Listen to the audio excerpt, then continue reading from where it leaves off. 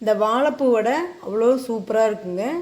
எல்லாத்துக்குமே சின்னவங்கலேருந்து பெரியவங்கலேருந்து ரொம்ப ஆரோக்கியமானது. இதை வந்து நம்ம ஒரு ஒரு 10 டேஸ்க்கு ஒரு முறையாவது நம்ம வந்து செஞ்சு சாப்பிட்ணுங்க. நான் வாழைப்பூ வடைக்கு இந்த கப்பில் ஒரு கப் எடுத்துங்க. ஒரு 150 கிராம் இருக்கும். கடலப்பருப்பு எடுத்துருக்குறேங்க. எடுத்துட்டு ஒரு 3 மிளகாய் போட்டுருக்கேன். உங்களுக்கு காரம் எந்தளவுக்கு வேணுமோ அந்தளவுக்கு மிளகா போட்டுங்க. இந்த மிளகாவும் இந்த தண்ணியிலையே ஊற வச்சிங்கன்னா, அந்த பருப்போடனா ஊற வச்சிங்கன்னா நல்லா ஊறிடும். அரைக்கும்போது சூப்பராக அரைச்சிடலாங்க.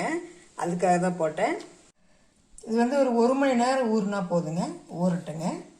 இந்த வாழைப்பூவெல்லாம் எடுத்து க்ளீன் பண்ணிட்டு வந்துடலாங்க. இந்த வாழைப்பூவில் இருக்கிற இந்த நரம்பு, உள்ளே இருக்கிற அந்த தொளிர், இந்த நரம்பு மஞ்சள் கலராக இருக்குது இல்லைங்களா, அந்த நரம்பு அந்த தொளிர் நல்லா எடுத்துட்டு சின்ன சின்ன பீஸாக கட் பண்ணிக்கலாங்க. வாழைப்பூவை க்ளீன் பண்ணிக்கலாங்க. பார்த்திங்களா, அதில் இருக்கிற இந்த தொளிர் மாதிரி இருக்கும், இதையும் எடுத்துடணுங்க. அதே மாதிரி இதையும் எடுத்துடணும். இப்போ நம்ம 1 மணி நேரம் ஆயிடுச்சுங்க. போதும். 1 மணி நேரத்துக்கு மேலே ஆனாலும் ஒரு 1/4 மணி நேரம் 1/2 மணி நேரம்னா கூட ஓகே. அதுக்கு மேலே விட வேண்டாம். ஒரு வெங்காயம் சின்னதாக நறுக்கி வச்சுருக்கிறேங்க. புதினா, கொத்தமல்லி, கருவேப்பிலை எல்லாமே 3மே பீஸாக நறுக்கி வச்சுருக்கிறேன். வாழைப்பூ வந்து இந்த மாதிரி குட்டி குட்டியாக நறுக்கிக்கோங்க. இந்த மாதிரி நறுக்கிக்கோங்க. ரொம்ப பெருசாக வேண்டாம், ரொம்பவும் சின்னது வேண்டாம். இந்த சைஸ் நறுக்கிக்கோங்க.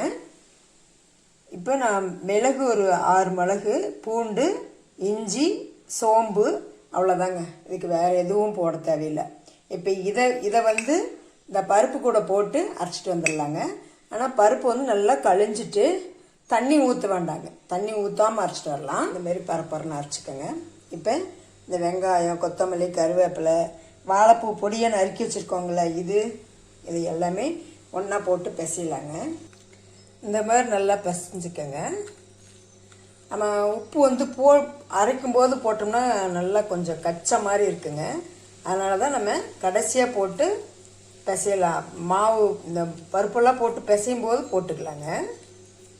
நமக்கு எந்த அளவுக்கு பெரிய சைஸாக உருண்டை வேணுமோ அந்த அளவுக்கு நம்ம உருட்டி எடுத்துக்கலாங்க. நான் உருட்டி முடிச்சுட்டு காட்டுறேன். இந்த மாதிரி நல்லா உருட்டி வச்சுக்கோங்க. இப்போ நம்ம இங்கே இந்த சைடு நான் எண்ணெய் காய வச்சுருக்கிறேங்க. எண்ணெய் காஞ்சிக்கிச்சு. இப்போ எண்ணெய் காஞ்சிக்கிச்சான்னு செக் பண்ணலாங்களா?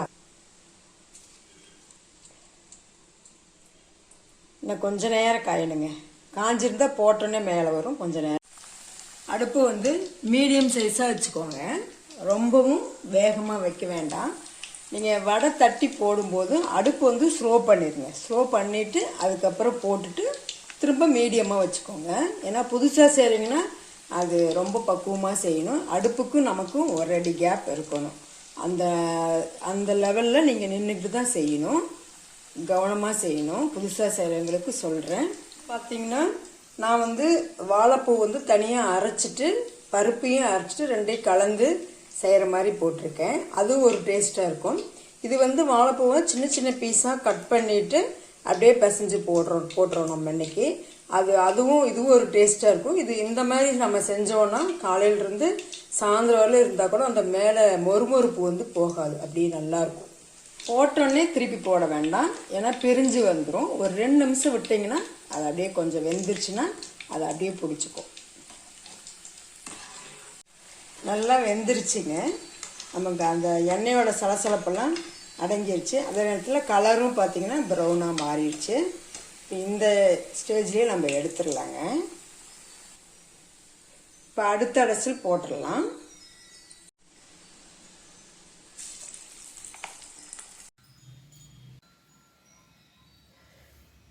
வடை வந்து நமக்கு சூப்பராக ரெடி ஆயிடுச்சுங்க. வாழைப்பூ வடை டேஸ்ட் வந்து அவ்வளோ அட்டகாசமாக இருக்கும். பார்த்தீங்கன்னா நீங்கள் காலையில் செஞ்சோம் அப்படின்னு சொன்னால் காலையிலேருந்து ஈவினிங் வரலுமே அந்த பொறுன்னு நல்லா மொறுன்னு இருக்குங்க. மேலே பார்த்தீங்கன்னா மொறுன்னு, உள்ளே பார்த்தீங்கன்னா அப்படியே பாருங்கள் சாஃப்டாக இருக்கும். சூப்பராக இருக்குங்க டேஸ்ட்டு. நீங்கள் செஞ்சு பார்த்து எப்படி இருக்குதுன்னு கமெண்ட் பண்ணுங்கள், சப்போர்ட் பண்ணுங்கள், சப்ஸ்கிரைப் பண்ணுங்கள். தேங்க்யூ.